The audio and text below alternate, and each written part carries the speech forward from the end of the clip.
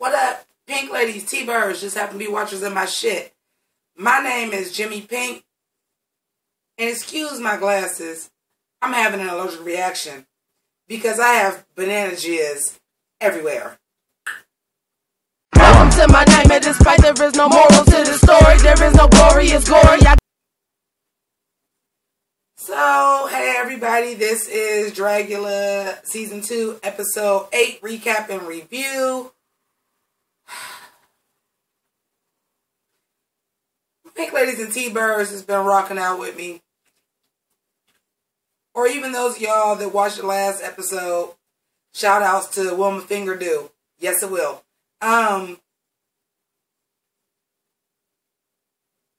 If y'all didn't know last week that I was pissed off that this was 2 episodes, this week solidified the fact that 2 episodes was so gratuitous and unnecessary.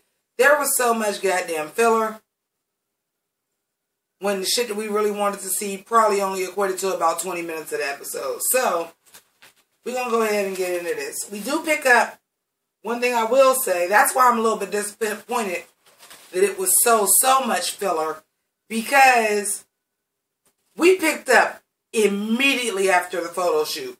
They are getting ready for the show. They are saying, you know, Abora, we wasn't impressed with your outfit, but this right there, we picking right up immediately. So we're going to pick up right up immediately, like, make me feel like it's the reason why it's 2 episodes. But when I tell you, of all these goddamn eyes that I got right now, all of them motherfuckers was dying to be closed because they were fucking bored, okay?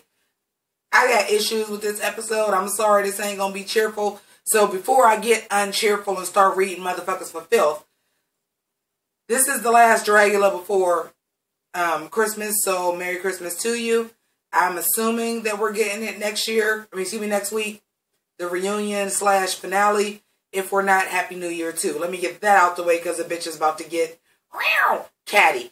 I'm glad that we talked to Vander. I love Vander Von Odd. We follow each other on Twitter. I follow Vander on Instagram. Vander was a phenomenal first inaugural queen of Dragula, the TV show. Vander is everything.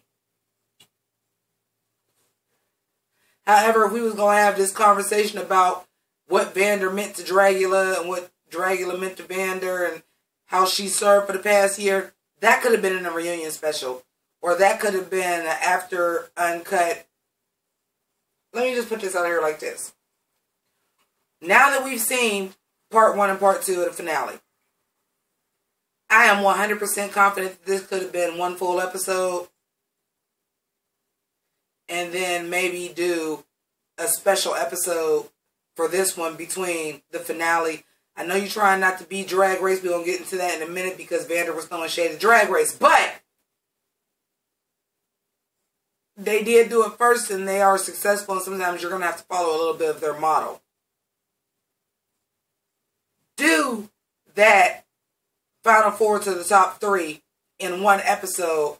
This episode could have been when you talked to all the girls, did interviews. How are they doing now? How they feel about Vander? All the self-fucking congratulation that's been in the last 2 episodes. And then you do that. People will be thirsty for that because we know we're not getting the finale the week after. It's a good policy to go by because this shit should not have been 2 episodes. At fucking all. But with that being said, Vander actually wrote it. The RuPaul Drag Race show. So they asked her, I believe it was Bitch that asked her, what do you feel like, you know, the future is Dragula? Because Vander is telling them, like, you know, we put this first one up on, like, internet, low budget to see, like, where the monster was at, why we like this dark and this type of thing, and really showing y'all bitches came and showed and proved, and I agree. I think we all can. Hans, Bueller, Pink Lady T-birds has been rocking with me since season 1. I think we can all say it was a vast fucking improvement. as far as the show. And I do think the queens came to play. And I do think that the looks were more phenomenal. The fucking challenges were more intense. Like, it was great. But we didn't need this much of the show dedicated to us talking about that. But Daruche, once you go big and have, like, 20 producers, you lose some of what your show was originally like. If I had a burgundy lace show, come on, grass. If I had a burgundy shade fan, I would flick it right now. Because that was some serious shade. And then she was talking about I don't want it to get this and this and this and get so mainstream it has to be censored. Pink ladies and T-birds. Most of y'all just rock with me on Dragula. Probably are rocking with me because I've been reviewing RuPaul's Drag Race for so long. And we talked about that when it went to VH1. Like, where is the fucking gay? Where is the queer? Even though I'm a straight female, I'm an outcast, which is what has always drawn me to drag queens. And a little background about myself. As far as my father's side of the family, he is the oldest of 4 children. One was gay.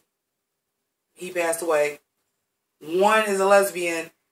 And the youngest is bisexual. So for me, already being an outcast and then growing up and putting that 2 and 2 together, that this is why I have an uncle that I never really ever talked to, or why they all moved away. Different time. I understand it. So for me, it's a slap in my face that RuPaul's Drag Race took out a lot of the gay and queer elements to push itself on a more mainstream crowd. I have a problem with that. So the shade in this point, and the way Vander did it, which Vander always does it in the classiest, most educated way possible, got it together. And I agree with it. But we're seeing more footage of this festival. This is filler, filler, filler, filler, filler in the lip, filler in the boobs, filler in the ass. It's filler everywhere. But we finally get this challenge, which is them doing this performance. With this 80 yards on repeats of cheers and boos. One thing I want to talk to the editors about.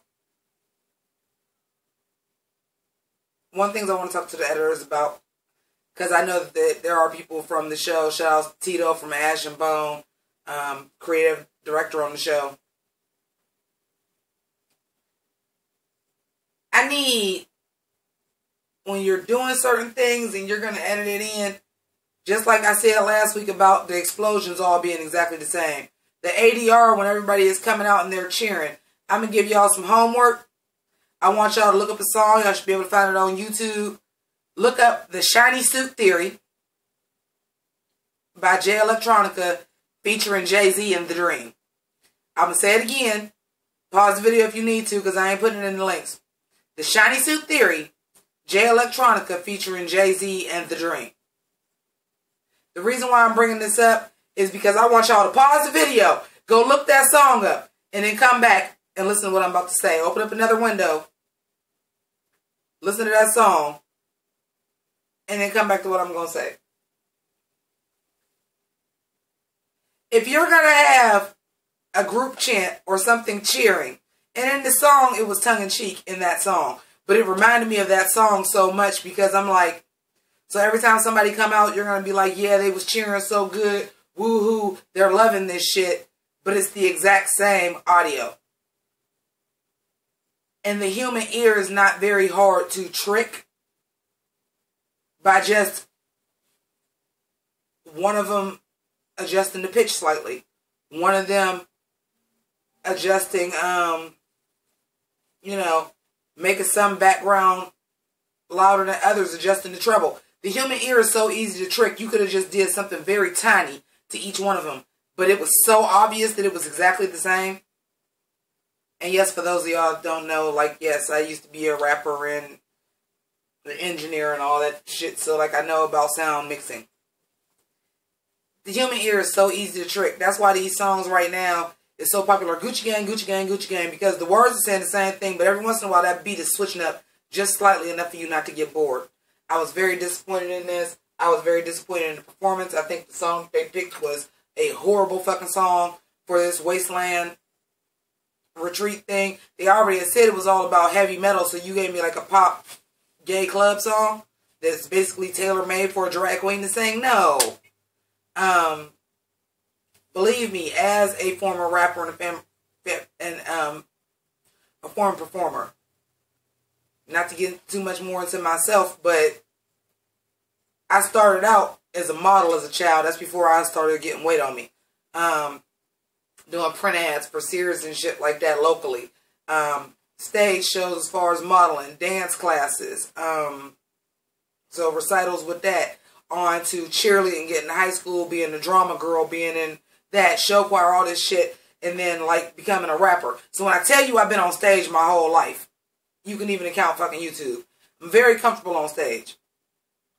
These girls was very comfortable on stage, and I understand sometimes you don't have the full stage to run around and do all of this stuff, but I want to talk about the minor details that I'm like, okay, but y'all was rehearsing this, right? Let's start with the fact that Abora was off of her props all over again. Victoria did not know all the words to the lip sync again. Bitch, the smoke, as much as I love the smoke, because that carried from the photos to the performance, again, pestilence with the weird color smoke. I know it was pink, but like just a weird color smoke, like she was poisonous. I still live for it. I still think her performance was actually the best. But one thing you have to worry about when you are dealing with stage props and pyrotechnics, even on a low level, like what she did, which was the spark and the flame and the fire and the smoke. It did. I had already wrote that in my notes before the boule said that. I'm like, you put a smoke screen over yourself. I can't. Before you did that, you was killing it. Once you did it, I'm like, damn, that looked dope, but it's sticking around. I can't see you. It's too much right now. And then Abora was what Abora been. I think we think Abora should have been gone already. Hands, Bueller. Put your hands where my eyes could see. Ha ha. But Vander agreed with me. She thought that she liked bitch overall. Abora was like a less than bitch. James won the overall challenge.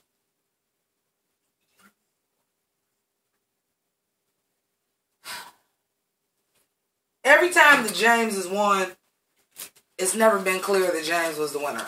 To me, it was always, I guess so, but this is who I really thought. And again, even with her not being able to be seen, oh, because James jumped off the stage. They was living for James. I wasn't.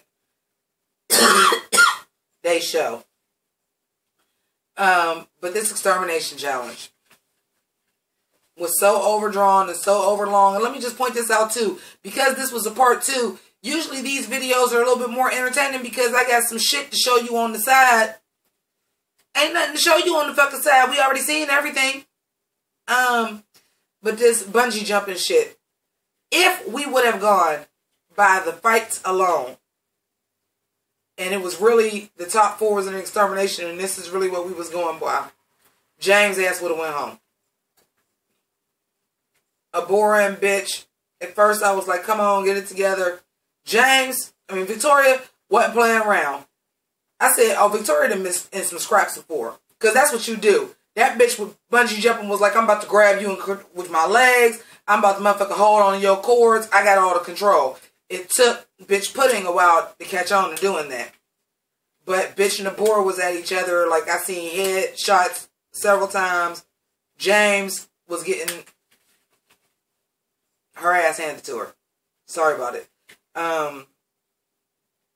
But Abora is who is eliminated, and I'm not mad at this top 3 at all. I believe that James and Victoria were in my top 3 to begin with, and Bitch Pudding really won me over to the fact where I'd really like for Bitch Pudding to win the whole thing at this point.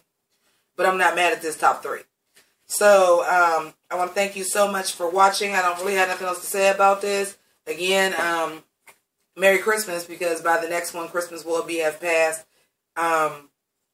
Pink Ladies and T-Birds, thank you so much for supporting me. If you're not a Pink Lady or a T-Bird, feel free to subscribe to my channel by clicking on subscribe, click the notification bell so that you know when the other reviews, and you know we get an All-Stars 3 for Drag Race probably right after this, so you want to make sure you know when my shit is coming out. Also, to my patrons, I love y'all to death. I want to show y'all a little bit of something. I'm going to hurry up because I don't want this video to be long. But here's some of the stuff you guys are getting in the mail. We just sent those off today, so hopefully you guys get them. I know Izzy, my girl Izzy, is in Great Britain. You probably ain't going to get yours before Christmas. I apologize, but it is Christmas time, and I love y'all to death, but this is not my full-time job, and I do have a family, and I'm a significant other and other people that I do have to take care of, so unfortunately I got you guys to step out late. But you got a little Winter Princess rubber ducky, little Winter T-Bird right there. Just a little something.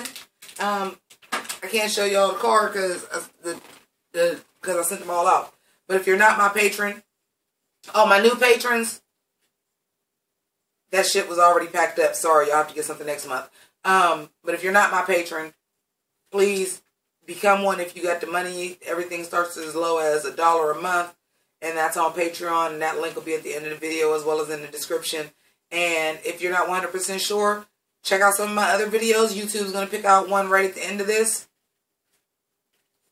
especially based on what you like out of my catalog. So check that out. And then next year, be looking for some new stuff because merch is going to come out next year.